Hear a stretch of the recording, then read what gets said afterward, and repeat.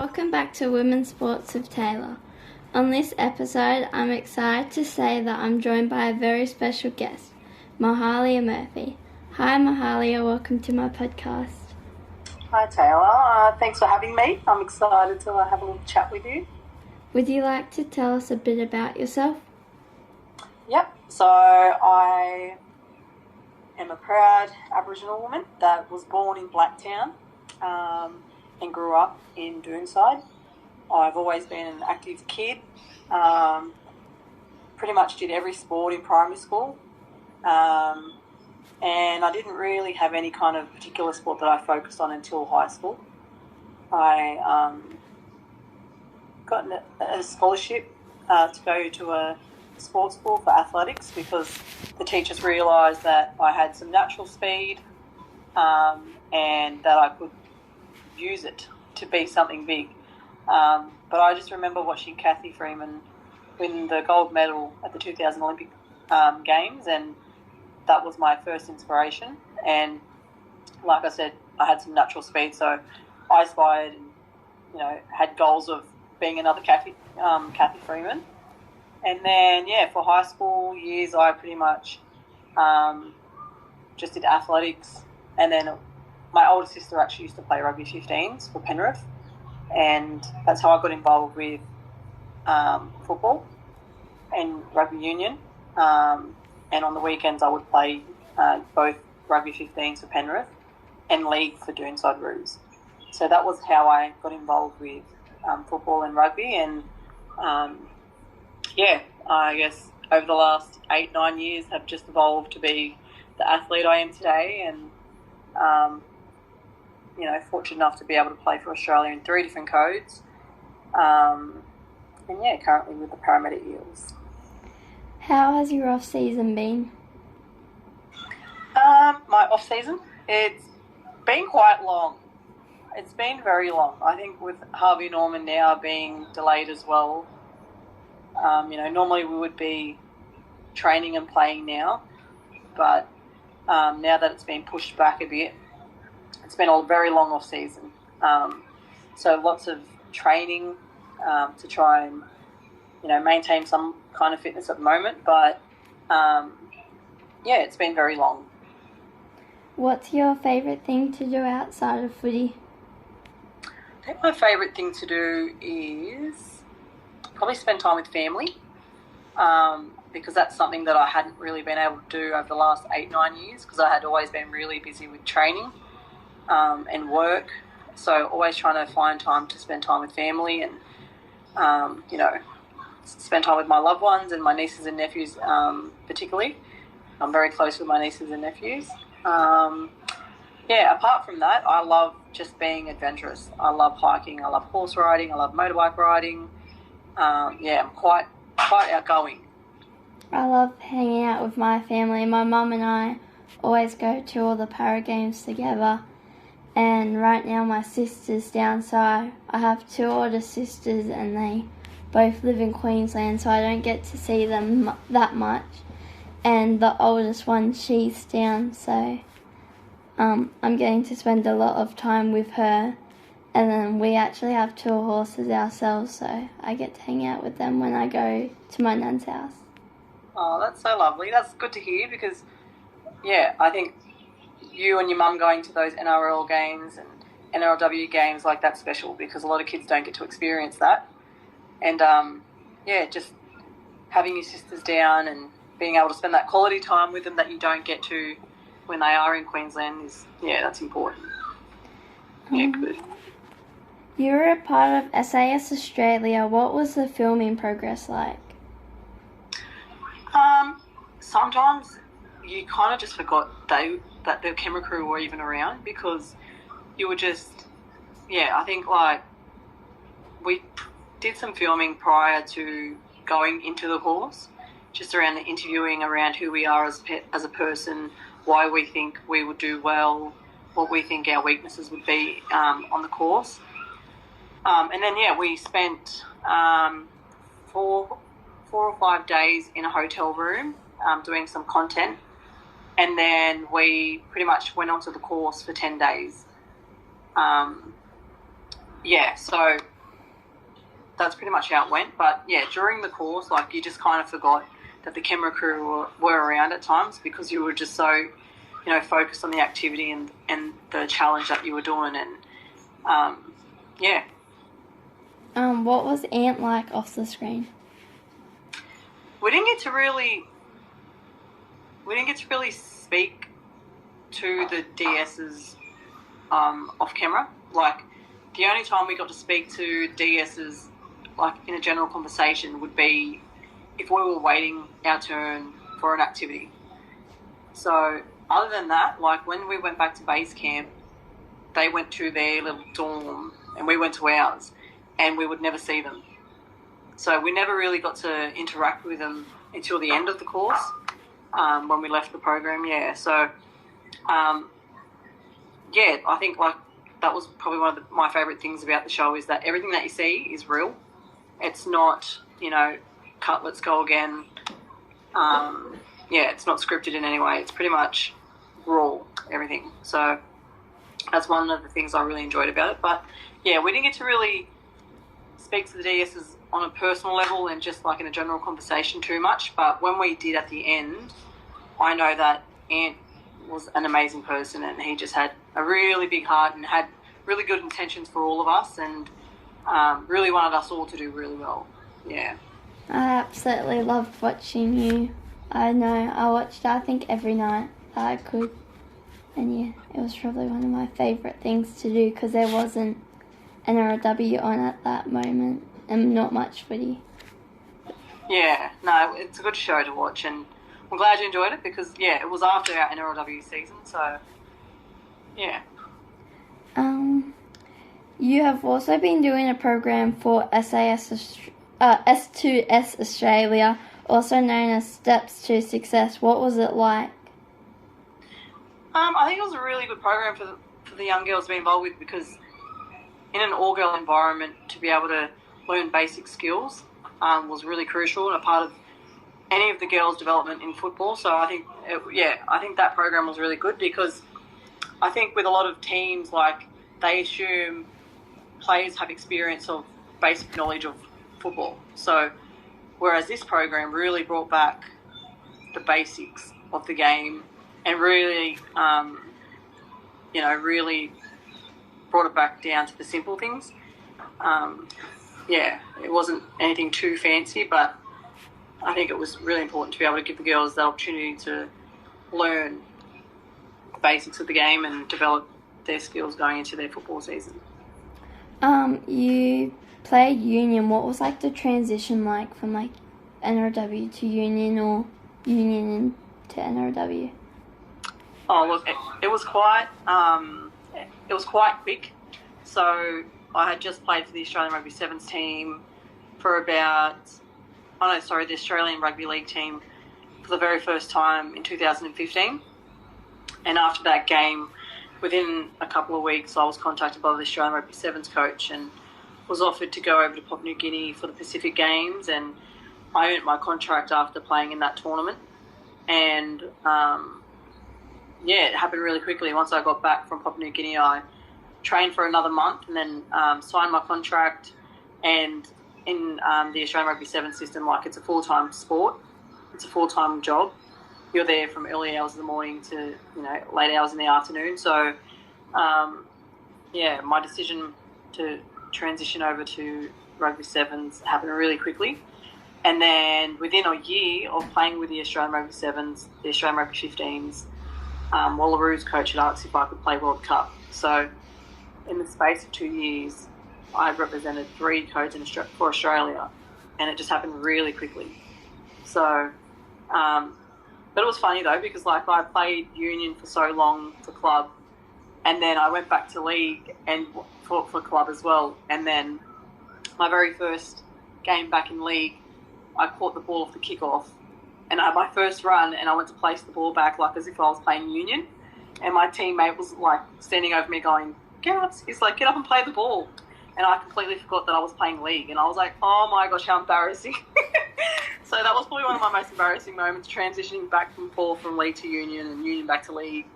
But yeah, I think, all the games have their positives and the differences that they have, but I enjoy all games.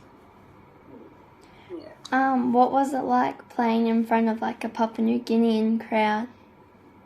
Oh, it was unbelievable. They are mad for sport over there, especially league. And I think that was probably the most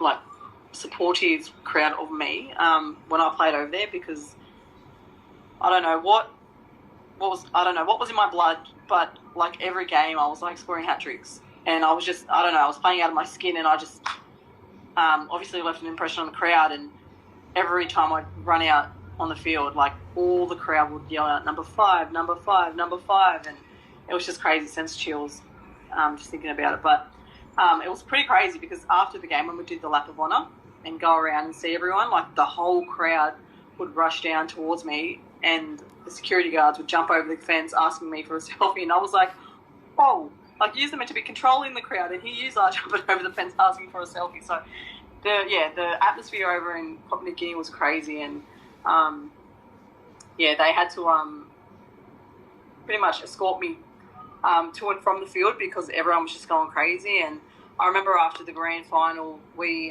were heading back to the village in the bus, and as we were leaving the stadium, we pulled up to a set of lights, and there was this guy, and he took his shirt off, and he realised who we were. We were the Australian Rugby Sevens team.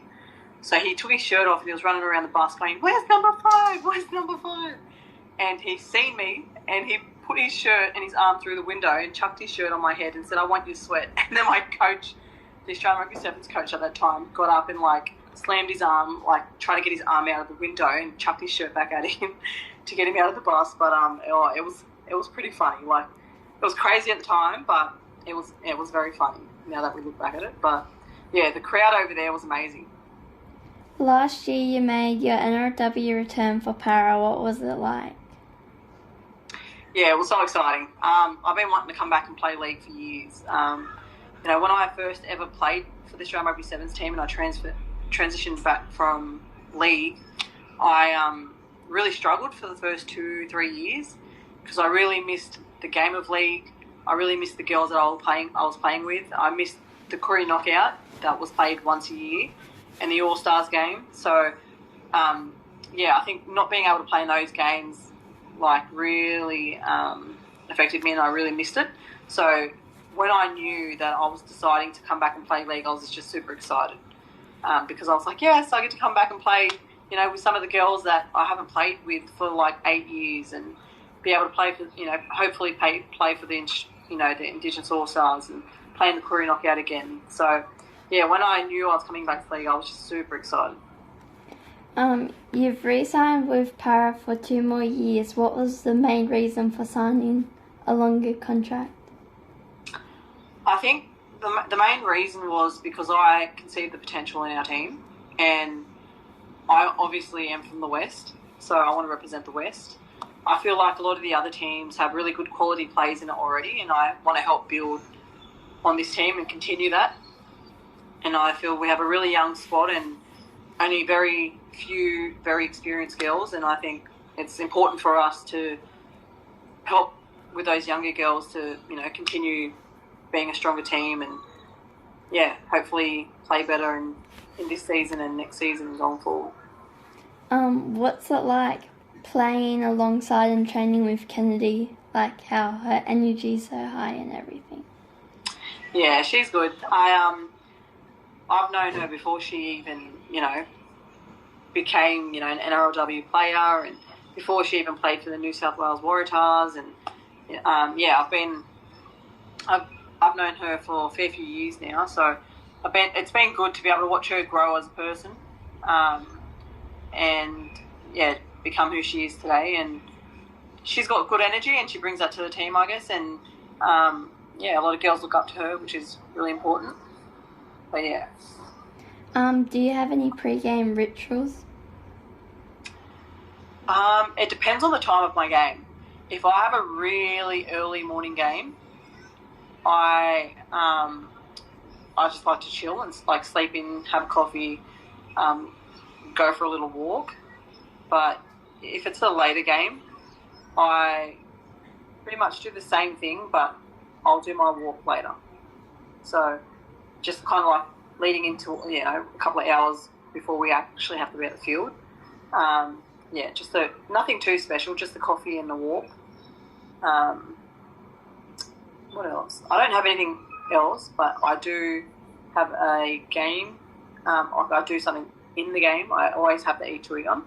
I know it sounds silly, but I think it kind of started because when I played league originally, like at the start, I was a fullback, and I found that like when I would be yelling at the back, telling my teammates where to go and what to do, and constantly yelling and constantly running, like I found that my mouth got really dry. So I was like, I need to like somehow keep my mouth really moist, and chewing gum was my way of dealing with it. So yeah, and ever since it's just been a thing. I have to play with chewing gum. In February, you got to represent the Indigenous All-Stars. What was camp like? Camp was good. I actually joined a bit later than everyone else just because I had some sorry business with my family up in the country. But when I did join, it was just unbelievable. Like, I played for the Indigenous All-Stars back in 2015 and 2013, and just how far it's come, and the involvement that both programs, both men and women's together, have, that's just massive. Like, I remember back in 2013 and 15 that, we would meet the boys once for a big dinner and then we'd go our own way, where this year we actually shared the same team room. We were across the road from each other. We did community engagement together. And like we'd go to meals, breakfast, lunch and dinner together. So it was just really cool to be able to share that space with the men and, cross paths more often and get to know each other. What was it like winning the All-Stars with the girls? Oh, it was so good. It was so good. It's always good to win, but, two strong cultures coming together and, winning on home soil and representing our culture and our families is always special, and I just think the girls played unreal. To be honest, I did expect more of a contest from the Maori team, but, I just think our girls just really outskilled and outplayed the Maori team. What is your least favourite and favourite training drill? Oh, fitness. My least favourite thing to do in training is fitness, just because they make you run, and it's boring. Obviously, it's good because it gets you fit and you have more fun when you're playing fit, but when you don't have a ball in hand, it's very hard mentally. I definitely prefer all the ball drills, but I think my least favourite thing to do at training is just the fitness blocks. And my favourite actual block would probably be like 2v3, just like trying to create and identify space. What has been your career highlight so far? I think my career highlight will probably be my first ever time I played for Australia. So back in 2015, when I played for the Australian Jillaroos, I had my family go up to Queensland and was able to watch me represent Australia for the first time. I scored a hat-trick on my debut, got player of the match, and we defeated New Zealand for the first time in many, many years. So I don't think I could have asked for a better debut, and I think that's definitely my career highlight. Mine would be winning the premiership with Kellyville Bushrangers last year. Oh, that's awesome. Yeah. Winning a premiership, not everyone can experience that. So, And you're still so young, so hopefully it's not your last. Yeah. I was in the all boys team for the under 12s, so it felt very cool winning that. Yeah, I bet. How does it feel knowing that you've inspired many young girls like me? Oh, that's nice. It's good to know. I think it's really important for anyone to have anyone to look up to, because I remember being in school and, sitting at a school assembly, and we'd have all these people come through our school, athletes, musicians, different people in different industries, but just the impact it made on people like us as kids. It's obviously so important for anyone to be inspired by someone, and I know how much of an impact it can make.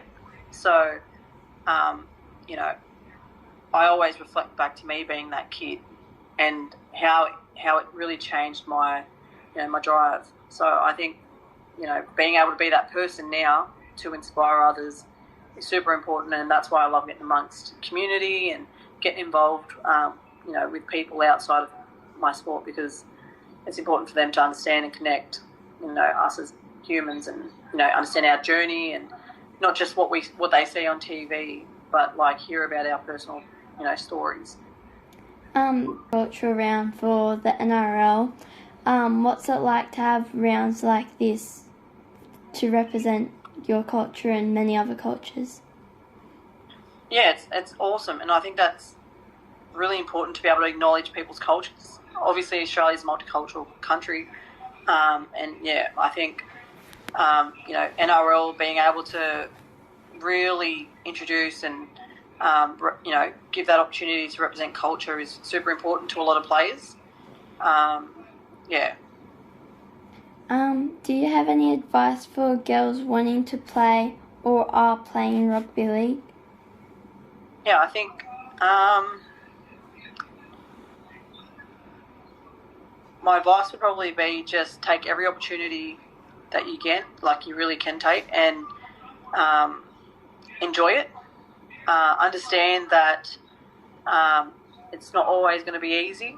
Things are going to get tough, but depending on your passion, it's your mentality that will get you through it all. So just taking every opportunity that you can, learn as much as you can, and put your best foot forward. Thank you so much for coming on my podcast today, Mahalia. Thanks for having me. Thanks everyone for listening to this episode. I hope you all enjoy it, and I'll see you all next week.